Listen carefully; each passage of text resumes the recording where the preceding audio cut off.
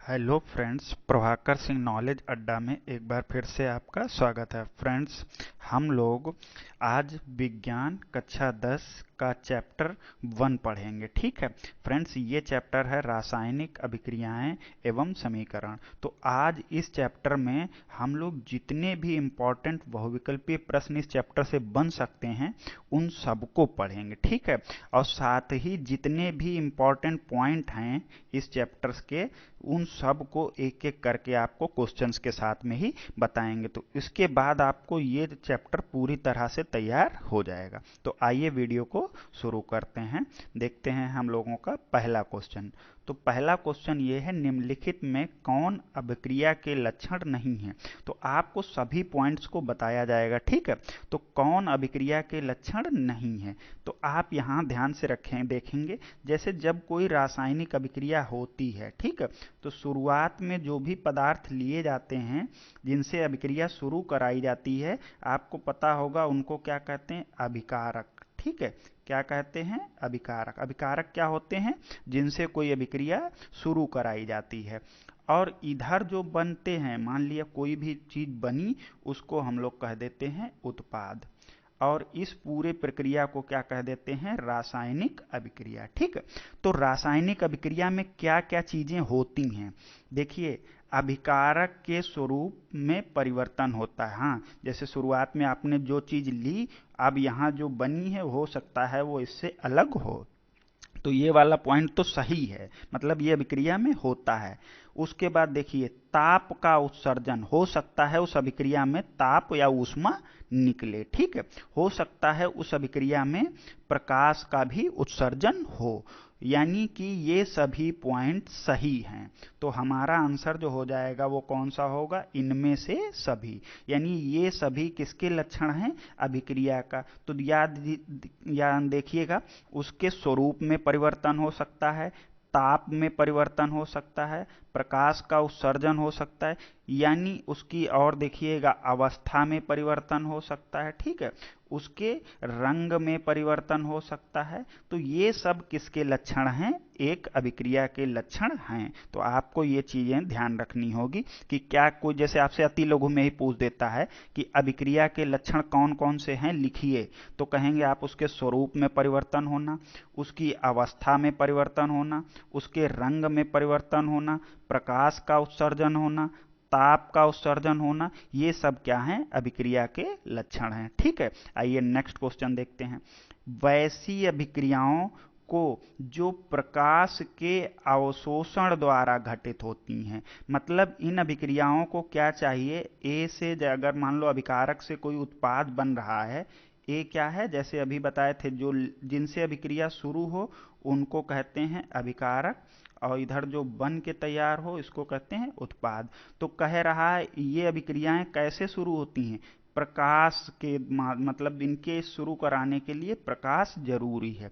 प्रकाश को अवशोषित करके ही ये किस में बदलती हैं, उत्पाद में। तो ऐसी अभिक्रियाओं को प्रकाश रासायनिक अभिक्रिया कहते हैं। इंपॉर्टेंट पॉइंट है। ठीक है, देखिए, प्रकाश रासायनिक अभिक्रियाएं, कोई पूछे क्या होता है तो कहना ऐसी अभिक्रियाएं जो प्रकाश के अवशोषण द्वारा घटित होती हैं या संपन्न होती हैं, उनको क्या कहते हैं, प्रकाश रासायनिक अभिक्रियाएं। यानी इन अभिक्रियाओं को कराने के लिए आपको क्या जरूरत होगा, प्रकाश की जरूरत होगी। जैसे आपने सुना है जो पेड़ पौधे हैं वो अपना खाना कैसे बनाते हैं, पेड़ पौधों द्वारा भोजन बनाना।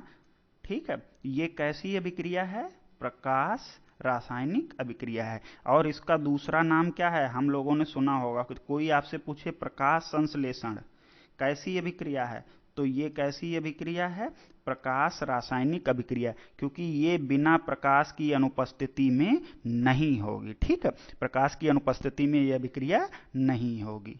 ठीक, तो आइए नेक्स्ट क्वेश्चन देखते हैं। यानी जो अभिक्रियाएं प्रकाश के अवशोषण से शुरू होती हैं उनको क्या कहते हैं, प्रकाश रासायनिक अभिक्रिया।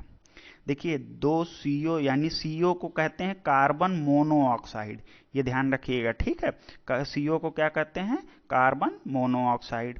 और O2 को कहते हैं ऑक्सीजन, और इधर बन रहा है 2CO2। यह किस प्रकार की अभिक्रिया है? तो आप देख रहे हैं यहाँ पर दो अभिकारक जो हैं वो मिलके क्या बन रहे हैं? एक बना रहे हैं, ठीक है। ध्यान दीजिएगा, ये किस प्रकार की अभिक्रिया है? यहाँ दो अभिकारक मिलके एक उत्पाद बना रहे हैं, तो यह किस प्रकार की अभिक्रिया है? संयोजन अभिक्रिया है, ठीक है। अब देखिए ये इसमें और कितने आंसर भी हो सकते हैं। अब यहाँ पर देखिए, यहाँ पर ऑक्सीजन जुड़ रही है, तो इस वजह से ये आंसर भी इसका सही है, ठीक है। ऑक्सीकरण अभिक्रिया का भी यह उदाहरण है, ठीक है।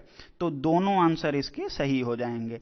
अगर संयोजन अभिक्रिया एक ऑप्शन होता तो ये भी सही हो जाता, और ये एक प्रकार की ऑक्सीकरण अभिक्रिया भी हो रही है, ठीक है।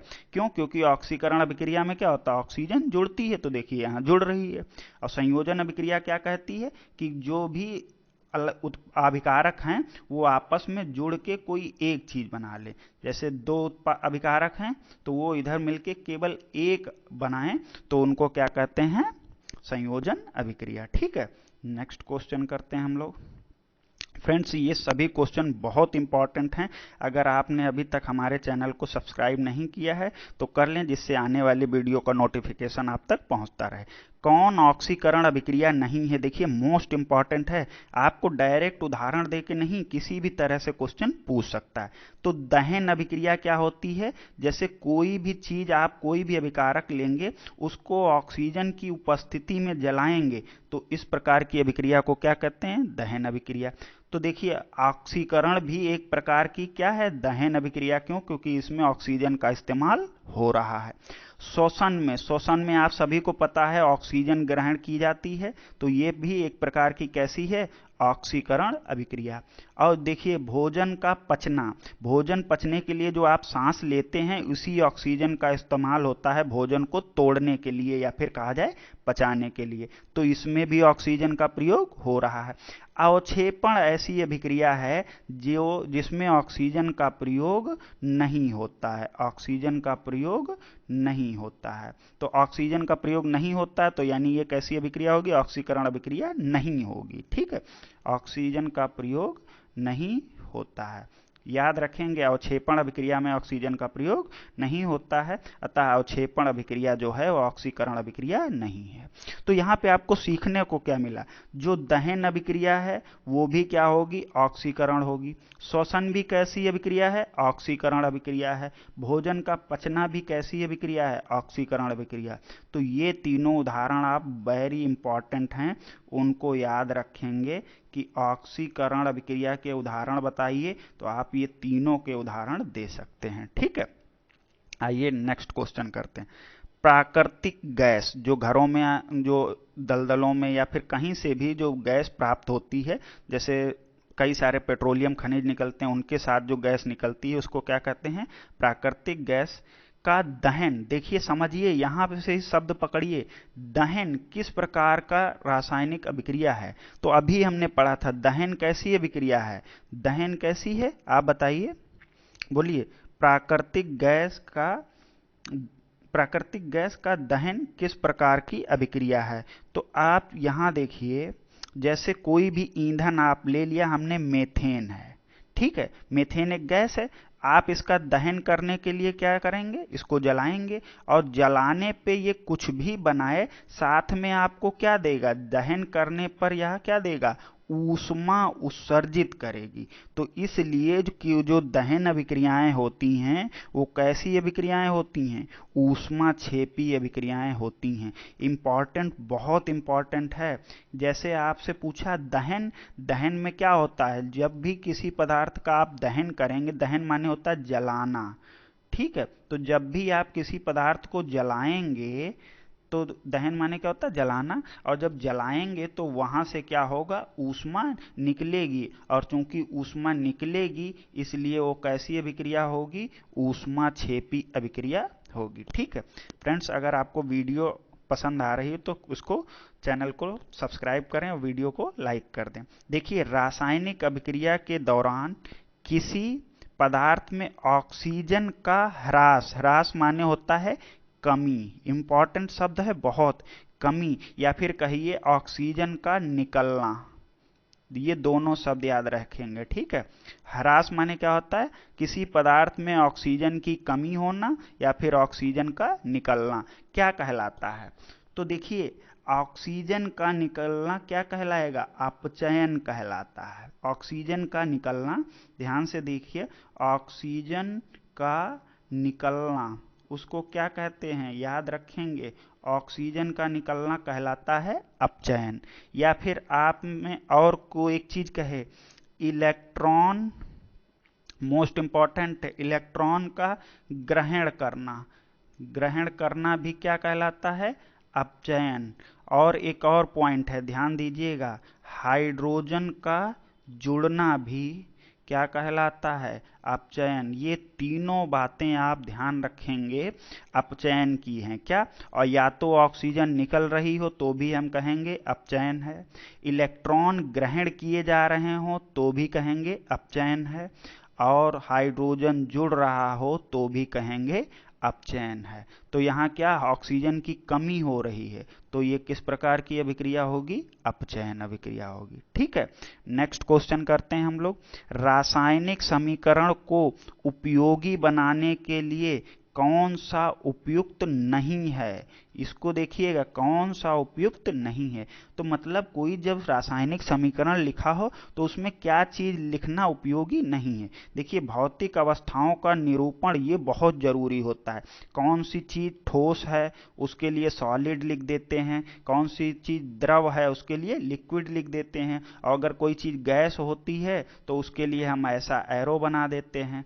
तो ये चीज उनकी अवस्था इंपॉर्टेंट करना ये तो बहुत जरूरी है। और हमसे पूछ रहा है क्या चीज जरूरी नहीं है, ऊष्मा को दर्शाना भी जरूरी होता है, ठीक है। अब ऊष्मा, जैसे किसी अभिक्रिया में ऊष्मा निकल रही है तो उसमें प्लस करके ऊष्मा लिखा जाता है, तो ऊष्मा को दर्शाना भी जरूरी होता है। अवक्षेप को देखिए, अवक्षेप को भी दर्शाना जरूरी है। अवक्षेप को कैसे दर्शाते हैं, नीचे की तरफ एरो बना के। अवक्षेप को कैसे दर्शाते हैं, नीचे, और गैस को कैसे दर्शाते हैं, ऊपर की तरफ। तो ये बात इंपॉर्टेंट है, अवक्षेप को भी दर्शाना जरूरी है। सूत्रों को मातृभाषा में लिखना ये गलत बात है। आप किसी भी सूत्र को अपनी मातृभाषा में नहीं लिख सकते हैं, उनके लिए उनके प्रतीक चिन्ह बनाए गए हैं, ठीक है। प्रतीक जो हैं वो बनाए गए हैं, उसी में आपको अभिक्रिया को लिखना है, ना कि अपनी मातृभाषा में। तो यही उपयुक्त नहीं है, ठीक है।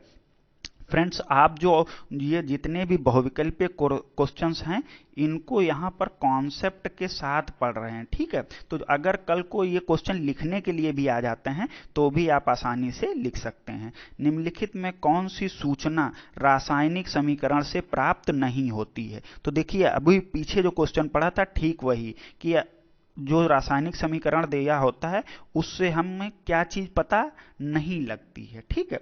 तो प्रतिक्रिया के रंग, रंग तो जैसे कोई अभिकारक हमने लिया ए, ये इधर मान लीजिए सफेद है, ठीक है, यानी रंगहीन है, और इधर आके ये लाल हो जाता है, तो भैया हमको रंग के बारे में कुछ बोलिए जानकारी पता लगती है। उसके बाद अभिकारक में उपस्थित परमाणु, परमाणु ये भी पता लगते हैं। अभिकारक के सूत्र, अभिकारक के सूत्र भी पता लग जाते हैं। प्रतिफल के अनुपात। तो अब यही देखिए, प्रतिक्रिया के रंग जो होते हैं, ये थोड़ा क्वेश्चन डाउट में है, हमारे हिसाब से ये भी होना चाहिए।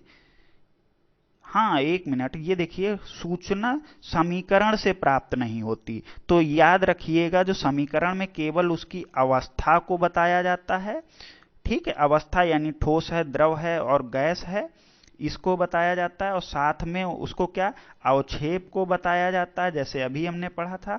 और तीसरी चीज उसमें क्या बताई जाती है, गैस, जो गैस का एरो ऊपर की तरफ बनाते हैं ना, ऐसे करके, अवक्षेप का नीचे को, अवस्था को क्या लिखते हैं, सॉलिड, लिक्विड, ऐसे। तो उसमें समीकरण में कभी भी रंग का जिक्र नहीं किया जाता है, तो यही क्वेश्चन हमारा सही जवाब होगा, ठीक है। अभिक्रिया का रंग जो होता है वो समीकरण में नहीं बताया जाता है, ठीक है। लौह चूर्ण पर तनु हाइड्रोक्लोरिक अम्ल डालने से क्या होता है। तो देखिए इस तरह के क्वेश्चन बहुत इंपॉर्टेंट हैं और ये आपको देखिए कैसे करने होते हैं ये आपको हम बताते हैं। ठीक है, तो आइए देखते हैं। ये तो हमसे क्या किया गया, लौह चूर्ण मतलब लोहे का जो सूत्र लिखते हैं वो क्या लिखते हैं, F और E लिखते हैं। इसमें डाला क्या जाता है, हाइड्रोक्लोरिक अम्ल, यही सूत्र है। तो याद एक बात आप सीखिएगा, जब कभी भी कोई धातु की अभिक्रिया किसी अम्ल से कराते हैं तो वहां से हाइड्रोजन गैस तो निकलती है। मोस्ट इंपॉर्टेंट पॉइंट है कि हाइड्रोजन गैस तो निकलेगी ही। अब देखिए हाइड्रोजन तो निकल गया, FeCl के साथ जुड़ेगा, तो यानी Fe और Cl। तो Fe पे आपको पता होगा 2 प्लस लगते हैं तो वो यहाँ लिखे जाते हैं, और Cl पे 1 माइनस लगता है वो यहाँ लिखा जाता है। तो यानी आपको क्या मिलेगा, FeCl2 मिलेगा और साथ में हाइड्रोजन मिलेगी, और ये संतुलन ऐसे हो जाएगा। ठीक है, तो ये इंपॉर्टेंट हो जाएगा। ठीक, ये यहाँ 2 नहीं लगेगा। तो इस तरीके से आप देख रहे हैं हाइड्रोजन गैस, ये तो मोस्ट इंपॉर्टेंट है, और उसके बाद आयरन क्लोराइड बनता है। तो ये हमारा पहला जवाब हो जाएगा। समझिएगा, जब कभी भी कोई भी अम्ल लिया जाए और उस पर कोई भी धातु, केवल लोहा जरूरी नहीं, कोई भी धातु डालेंगे तो वहां से हाइड्रोजन गैस तो निकलेगी ही निकलेगी, ये बात आप ध्यान रखेंगे। ठीक है, नेक्स्ट क्वेश्चन करते हैं। परखनली में बेरियम हाइड्रोक्साइड, याद रखिएगा बेरियम और हाइड्रोक्साइड का सूत्र क्या होता है, OH, और बेरियम पे 2 प्लस लगते हैं तो इसलिए 2 यहाँ लिख दिया। ये सूत्र हो गया बेरियम हाइड्रोक्साइड। फ्रेंड्स, अगर आपने अभी तक ये रासायनिक सूत्र कैसे लिखते हैं इसका अगर वीडियो नहीं देखा है तो उसको आप हमारे चैनल की प्लेलिस्ट में जाकर देख सकते हैं। तो ये देखिए बेरियम, इस पर 2 प्लस लगते हैं तो यहाँ लिख दिए, और हाइड्रोक्साइड पे 1 माइनस लगता है तो 1 नहीं लिखा जाता, इसलिए इसका सूत्र हो गया बेरियम हाइड्रोक्साइड। अमोनियम क्लोराइड, तो देखिए NH4 को कहते हैं अमोनियम, इस पे 1 प्लस लगता है और Cl पे 1 माइनस लगता है, तो इसलिए इसका सूत्र बना NH4Cl। ये है अमोनियम क्लोराइड को इस अनुपात में मिलाया जाता है। ठीक है, परखनली को छूने पर ठंडा महसूस होता है। देखिए क्वेश्चन यहीं से सॉल्व हो गया, कैसा महसूस होता है, ठंडा ठंडा महसूस होता है। ठंडा महसूस होने का मतलब क्या हुआ, उसने ऊष्मा ग्रहण की है। ठीक है, जब कोई चीज ऊष्मा ग्रहण करती है तो ठंडी लगती है। ठीक, तो ऊष्मा ग्रहण करने का मतलब क्या हुआ, उसने ऊष्मा को अवशोषित किया है, और अवशोषित करने वाली अभिक्रिया को क्या कहते हैं, ऊष्मा शोषी अभिक्रिया।